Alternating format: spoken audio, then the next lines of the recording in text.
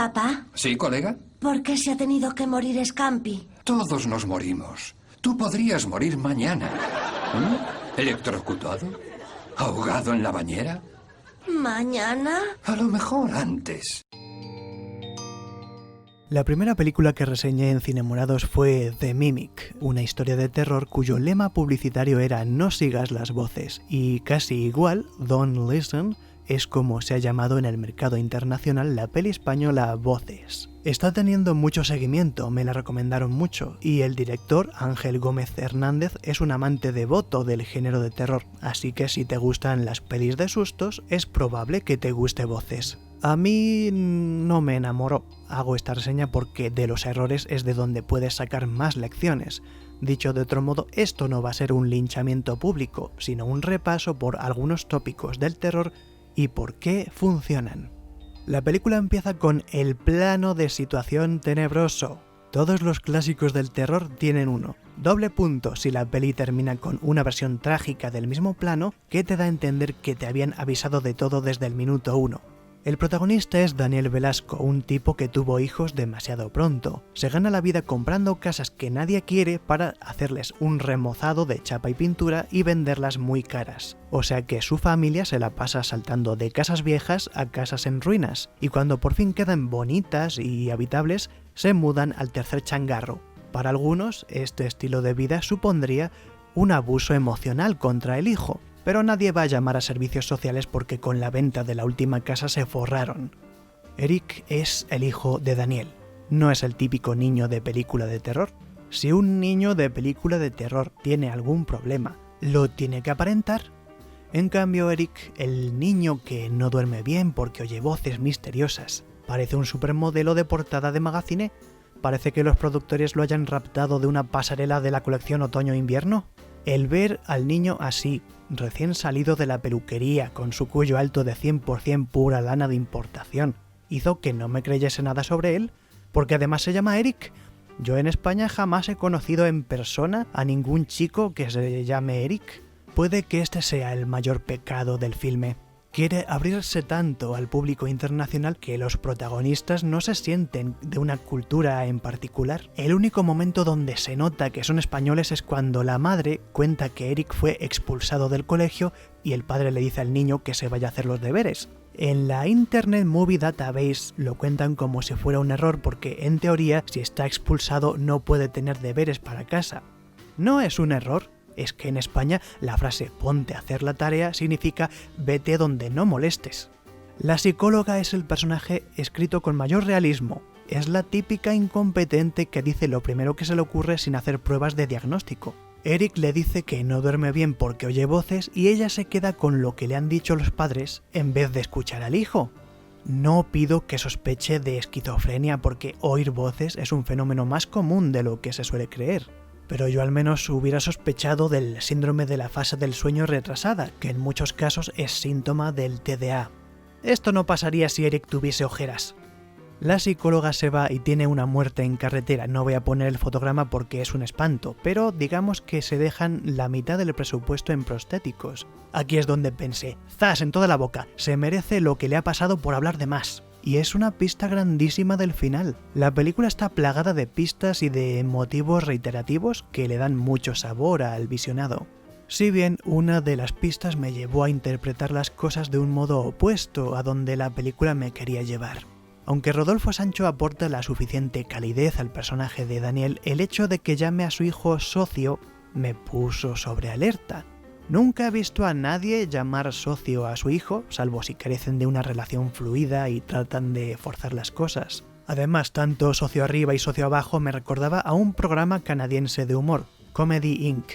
En este programa de sketches había un chiste recurrente en el que un padre charlaba con su hijo antes de darle las buenas noches, y el pobre niño siempre acababa desvelado por las cosas que le habían dicho.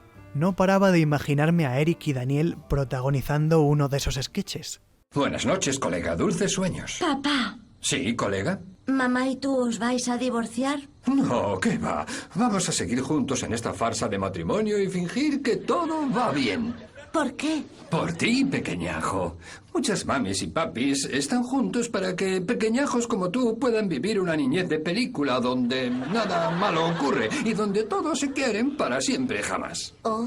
Pero si no existieras, sería diferente. Saldríamos por las noches, de juerga, conoceríamos gente, buscaríamos una vida llena de placer. Pero te tenemos a ti, colega, no te preocupes, no nos vamos a divorciar. Entonces, cuando Daniel empezó con el socio, pensé, aquí va a pasar algo. Y como para apoyar mi sensación, enseguida vino la escena donde Eric le pregunta a su madre si papá le odia. Parece que las voces de la casa quieren engañar a la familia, pero también me cuadraba la posibilidad de que el padre realmente odiase a Eric. No en vano su dormitorio tiene un cartel que dice, tú eres el rey. Tú, Eric, tú. No el padre, no el cabeza de familia, no el proveedor. Tu hijo, tú eres el rey. Quizá Daniel sentía muchos celos. La bruja mala los percibió y mandó al gato maligno a que fuera a abrir la cancela de la piscina. Lo que me terminó de convencer de que Daniel era el responsable de la muerte de Eric fue el modo en que murió, ahogado. Porque en ese momento me acordé de que hay una estadística muy alta de población autista que no llega a adulta porque aparecen ahogados, y en muchos casos son sus propios padres quienes provocan las muertes para librarse de ellos. Digamos que la idea de que el responsable fuera el padre me parecía la única opción interesante desde un punto de vista dramático, por lo que cuando al final Daniel se descubre a sí mismo como el asesino, yo me quedé igual. Por supuesto que era él, ahora se entera. Tras la muerte de Eric, su madre no lo puede soportar y se marcha de la casa. Belén Fabra nos da un trabajo actoral impresionante como la madre rota. Las escenas de la madre son lo mejor de la película, tanto las trágicas como las terroríficas. Es una pena que de repente vuelquen todo el carisma en Germán y su hija. Germán es un investigador de psicofonías. A petición de Daniel se instala en la casa acompañado de su hija Ruth y para bien o para mal se comen la película. Germán y Ruth le aportan tanto colorido a la historia que vuelven aburrido a Daniel. De repente es como si toda la historia de Eric fuera un mero precalentamiento para la llegada de los verdaderos protagonistas. De hecho, si hemos de hacer caso a la escena postcréditos, Ruth y Germán podrían volver en una secuela. Por mí genial, son personajes auténticos y entretenidos.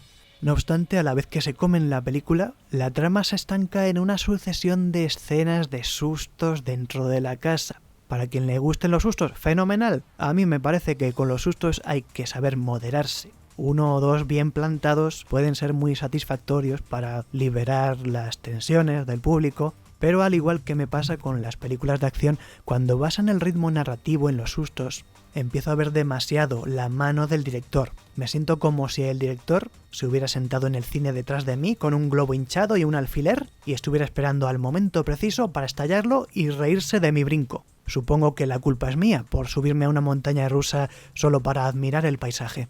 En mi escena de miedo favorita, la madre está en el dormitorio de Eric porque las voces la han engañado para que vuelva, y parece que cuando mira por debajo de la cama hay unos pies muy tétricos, pero por encima no se ve nada. Esto conecta con uno de los miedos más viejos de cualquier persona, el monstruo de debajo de la cama.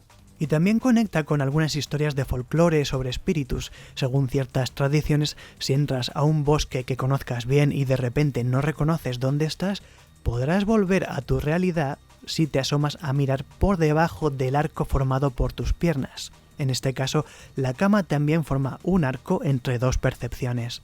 Lo más interesante es que después de que muere la madre, revisan una grabación del dormitorio y se ve que estuvo sentada sobre la cama como en un trance. Entiendo entonces que todas las escenas de efectos especiales son proyecciones de la bruja mala, ilusiones que los espectadores también nos creemos. Nunca estuvo en la cocina la esposa de Germán, nunca hubo moscas que se te meten por las orejas, nunca hubo un gato maligno con un palo de selfies para abrir la cancela de la piscina. Todo lo hicieron manos humanas siguiendo los malos consejos de las voces. ¿De dónde salen esas voces? De una bruja mala que lleva hablando y hablando con imágenes mentales desde hace siglos. Y aquí es donde me perdieron del todo, porque en el sótano descubren el cuerpo de una mujer y Germán sufre una visión. Resulta que era una bruja mala de verdad y la Inquisición española la torturó porque sabía maleficios. Le rompieron la boca y desde entonces se hizo creadora audiovisual.